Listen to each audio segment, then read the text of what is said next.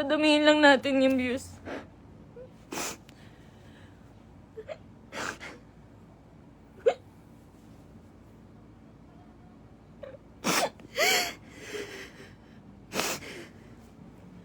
Magsasalita na po ako. Magsasalita na po ako. Padamihin lang po natin yung views.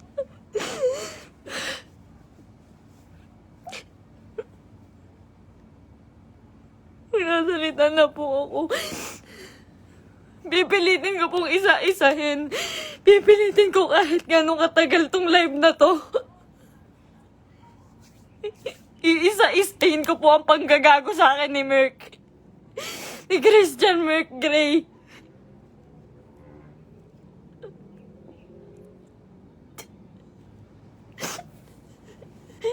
Ginago po ako ng taong yon. Ginamit po ako ni Christian Merc Gray.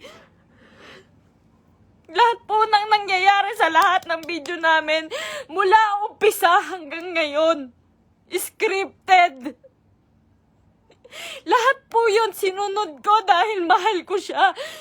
Dahil gusto ko ibigay yung buhay na gusto niya. Kung magtataka po kayo kung bakit maraming nawawala sa amin sa Team Merpay dahil sa kanya. Dahil po sa ugali ni Merc. Napakademonyo po ng ugali ni Merc. Ginago niya po lahat.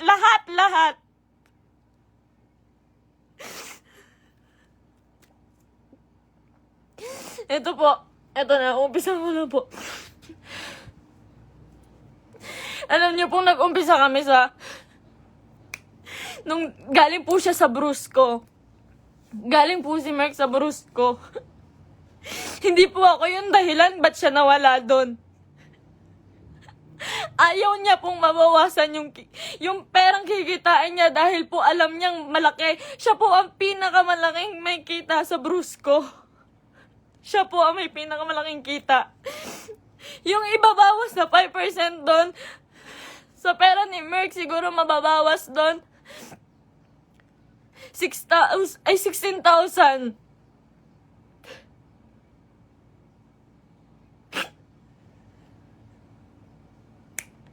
Lahat po ng kaibigan niya, ginamit niya. Hindi ko na po kasi kaya eh.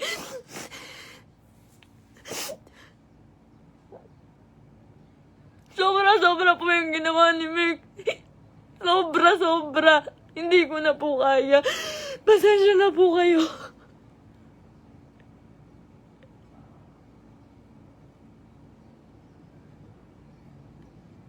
Napakawalang hiyang tao niya ni Merc. Lahat po ginago niya, pamilya ko. Lahat po ng tao sa paligid niya, ginamit niya po. Scripted po lahat ng nangyayari. Sinusunod ko po siya. Kung makikita niyo po, lahat po ng video namin, puro bastos dahil po yun sa kanya. Ayoko po nun, walang may gusto nun. Kayo na pong bahala kung maniniwala kayo ngayon. Wala pong may gusto nun. Lahat po binigay ko sa taong yun.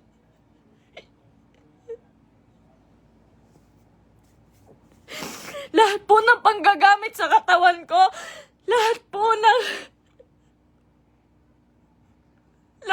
pagpapakita ng kung ano sa katawan ko, siya po ang may gusto nun. Nagagalit po siya pag aayaw ako. Ang sasabihin niya, para sa atin to. Para sa atin to. Pero hindi ko naramdaman dahil po, napakalaki po ng kinikita ni Merc. Wala po siyang binibigay sa akin. Kung sasabihin niyo po na pera lang ang habol ko sa kanya. Kung makikita niyo po yung bahay namin, hindi niya po napagawa yun. Hindi niya po pinagawa yung bahay namin. Uunahin niya pa po yung iba.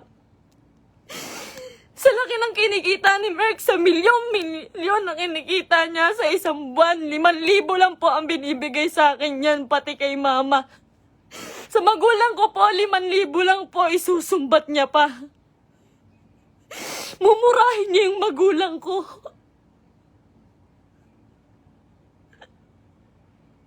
Sasabihin niya, manang-mana ka sa magulang mo.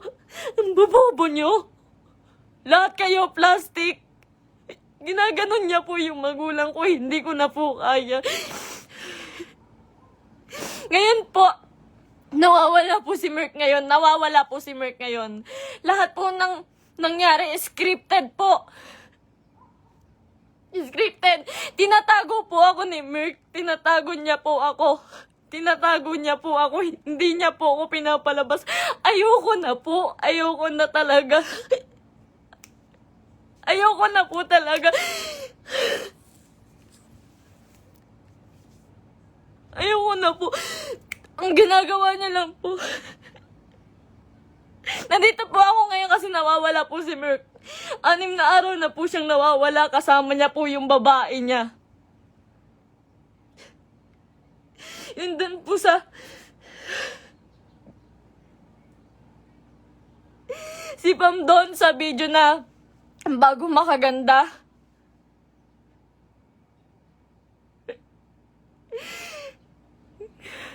Huwag niya po sisihin yung kambal doon, si Chen Chen tsaka si Tantan. Yung Centeno twins po, huwag niyo po silang sisihin doon. Dahil utos po ni Merk lahat yun. Ako po, hindi ko na po kaya si Merk. Demonyo na po yung utak niya. Sobrang bukang pera. Sobrang bukang pera ni Merk. Lahat ng tao ginagago niya.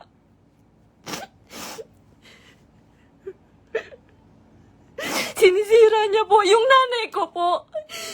Yung nanay ko na nasisira na din po sa inyo. Yung sasabihan po yung nanay ko na mamatay ka na, siya po may utos nun.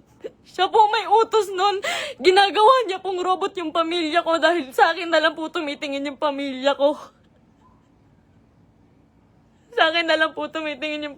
Ba't nila sinusunod si Merk? Kada pupunta po sila sa bahay,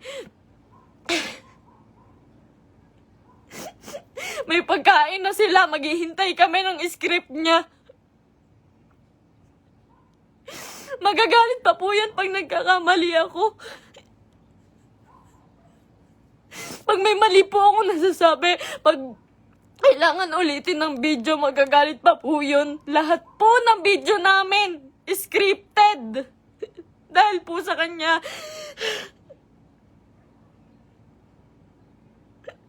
Sobrang abusado. May babae po si Merk ngayon. Yung babae nga, yung Pam po. Grabe, Merk. Pinatulan niya pa. May anak na po yun. May anak na. Sabi niya. Sabi ko nun, Mahal, baka naman papatulan mo yan. Baka naman totoohanin mo. Ang sabi niya nun, hindi. Kamukha yan ng ex ko. Hindi ako papatol dyan. Ginagago niya yung babae sa akin. Sinisira niya. Sabi niya, tanginang mukha yan. Papatulan ko ba yan? May anak na. Ginaganon niya yung babae. Ngayon, nandun siya. Nasa Quezon po si Merk. May katibayan po ko. Lahat. Kahit sa chat, kahit yung babae. Nahuli ko po kasi dahil po dun sa post ng babae. Nag-post po yung babae. Nakasama po yung sasakyan namin. Tapos yung cellphone ko po, nagla-login po yun sa Quezon.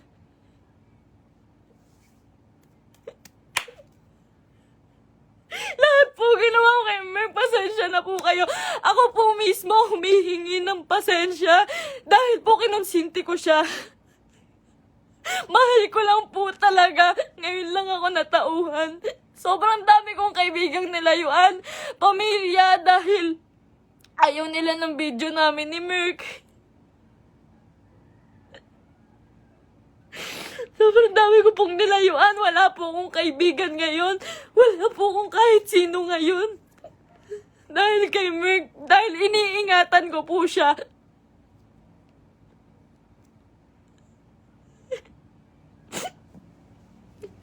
Kaya totoo po yung sinasabi niya, scripted lahat sa amin. Scripted lahat ng buhay na binigay sa akin ni Merk. Lahat po ng pera niya sa kanya lang po. Sa laki po ng pera niya, nagkakautang pa po siya. Sobrang sama, sobrang samang tao. Ultimo shampoo namin, sabon namin, ako pa bumibili. Grabe po, pambabastos sa akin ni Merk. Hindi niya po ako nirespeto.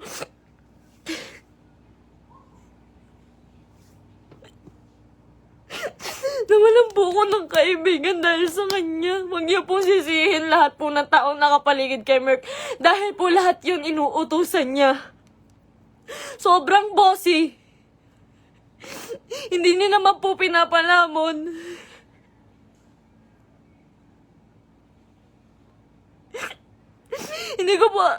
Hindi ko po expect na darating po talaga to. So, ilang beses na rin po ako niloko ni Merk about sa babae. Nung una, pumatol siya sa kaibigan ko. Pangalawa, pumatol siya sa pan. Pasensya na po kayo. Kasi alam ko po, scripted po yun eh. Pasensya na po kayo. Ako na po humihingi ng pasensya sa inyo. Ginawa ko lang po yun kasi sobra po akong nagmahal.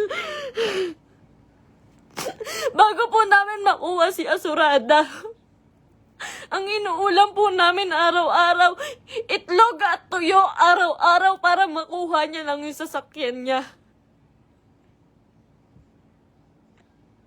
Lahat po ng meron siya ngayon, sa kanya po nakapangalan. Pati yung bangko po, sa kanya po.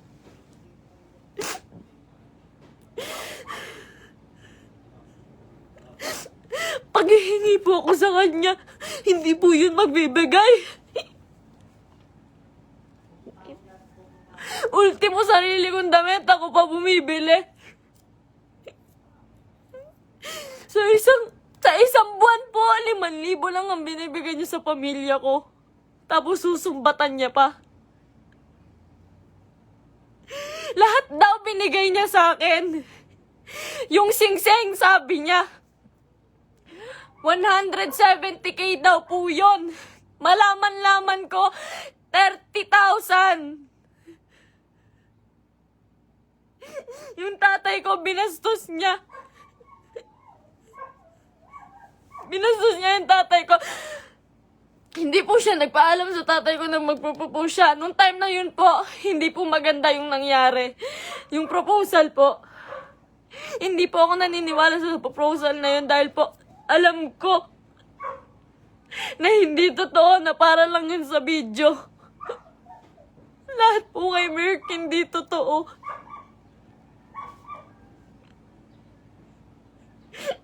Yung buhay niya, yung pagkatao niya, yung buhay na binigay niya sa akin, hindi po yun totoo.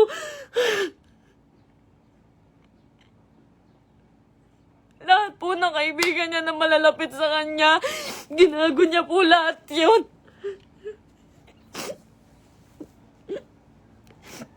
May nakakita po sa kanila dito sa Naik.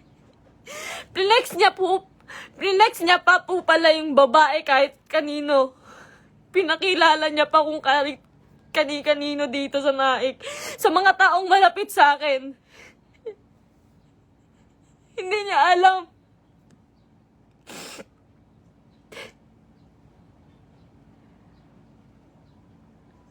Grabe po yung ginawa sa akin.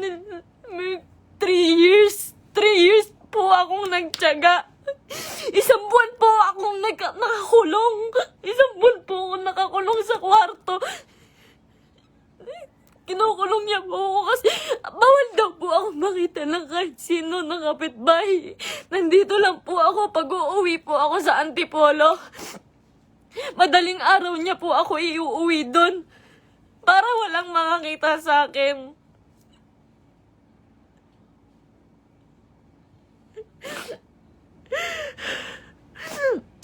Lahat po ngayon suko na kay Merk. Nung isang araw po nasa ospital ako kasi nagtake po ako ng anxiety. Sobrang depressed na po. Sobrang depressed na po. Hindi niya alam yun. Hindi niya alam na naghahanap ako sa kanya. Kahit saan naghahanap po ako. Naghahanap ko siya eh. Kasi mahal ko po siya eh.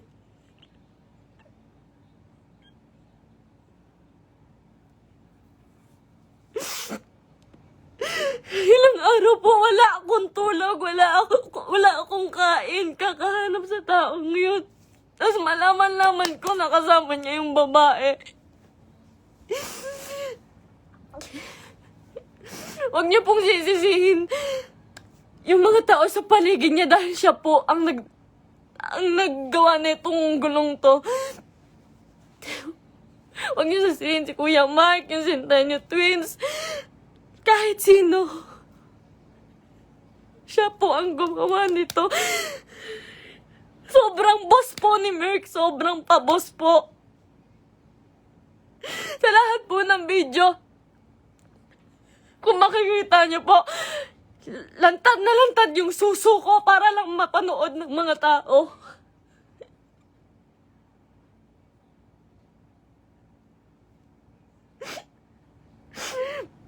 Para lang panoorin niyo, para lang magkapera siya. Lahat po ng taong nawala po sa amin, hindi ko po masisisi. Eterners TV, Brusco, Arnold, Tatay Onin. Marami pa pong nawala sa aming mga kaibigan dahil po sa kanya. Dahil hindi po nila kaya. Hindi po nila kinakaya si Merk. Nagmahal lang po ako. Pasensya na po. Pag mag-short film po kami, magkamali lang po ako ng unti. Nangina naman mahal, galingan mo naman. Pati po pagkapahulog ko po sa hagdan, hindi po yun totoo. Ang sakit po ng katawan ko nun pagtapos. Ginawa ko yun sa kanya nung nagpakahulog ako sa hagdan.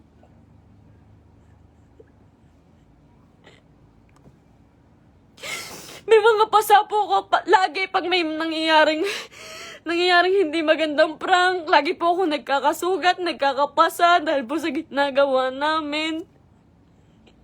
Hindi po ako nanghingi ng kahit piso kay Merk. Hindi po ako nanghingi ng kahit piso kay Merk. Hindi po. Lahat po ng account siya po may hawak. Kinukontrol niya po lahat. Hindi niya po mapagawa yung bahay ko. Sabi niya po sa CR namin, mahal, hindi ako magsi-CR dyan. Hindi po siya nag-CR sa CR namin sa bahay.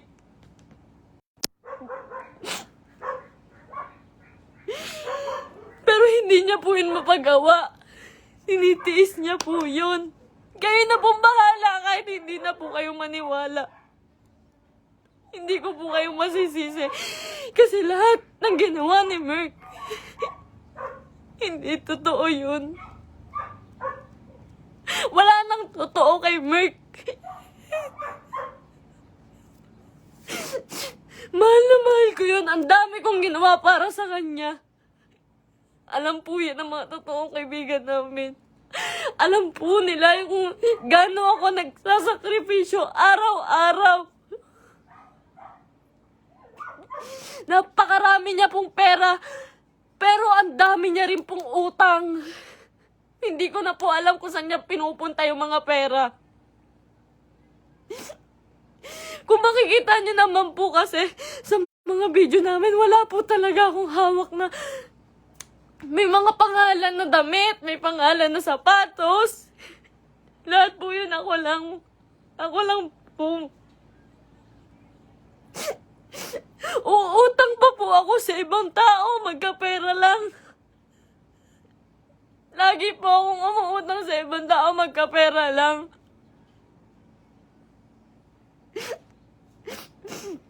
Ayun po, hindi ko na po kaya. Hindi ko na rin po talaga kinaya. Wala pa po akong tulog kain. Na-hospital pa po ako. Hindi po ako nagmamakaawa sa inyo. Wag po kayong maaawa sa akin. Gusto ko lang naman po sabihin sa inyo yung totoo. Kasi ayoko na pong may mga taong masaktan. Ayoko na pong... Hindi ko po kasi talaga kaya yung mga bash. Hindi ko po yun kaya. Nag-aaral po ako noon. Pinatigil niya po ako sa pag-aaral para lang po sa video. Yung pangarap niya po yung sinunod namin eh.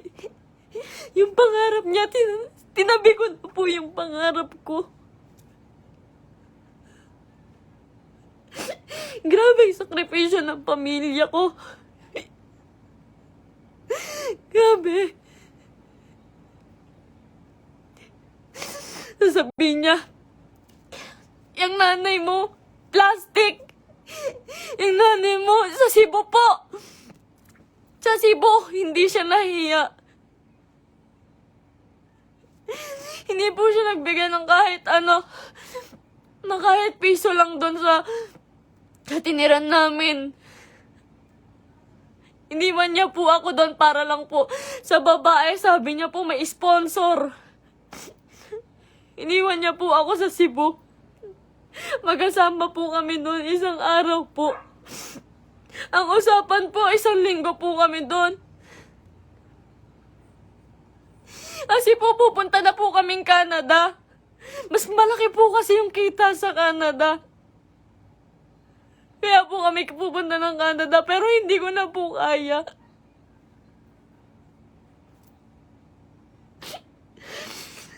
Ganito, ngayon, fiancé niya pa lang po ako, pero grabe na po yung ginagawa niya sa akin. Sobrang mukhang pera ni Merk.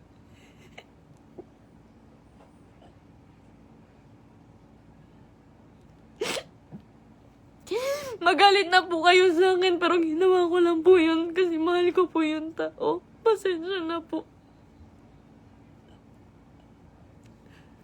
Pasensya na po.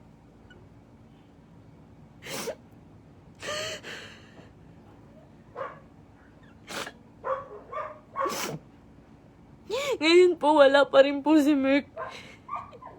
6 na araw na po siyang nawawala. Pinabayaan niya po ako mag-isa nang walang pera. Wala po akong hawak na pera. Pinabayaan niya po ako. Iniwan niya po ako. Ang dami ko na pong utang ngayon kasi po wala akong hawak na pera. Tapos hahanapin ko siya.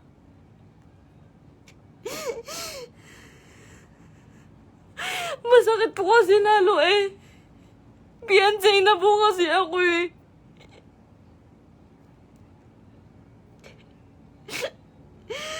Sobrang pasensya na po sa inyong lahat. Sobrang pasensya na po. Mahal ko lang po yung tao. Pero ngayon po suko na po ako. Pagod na po ako. Pagod na ako.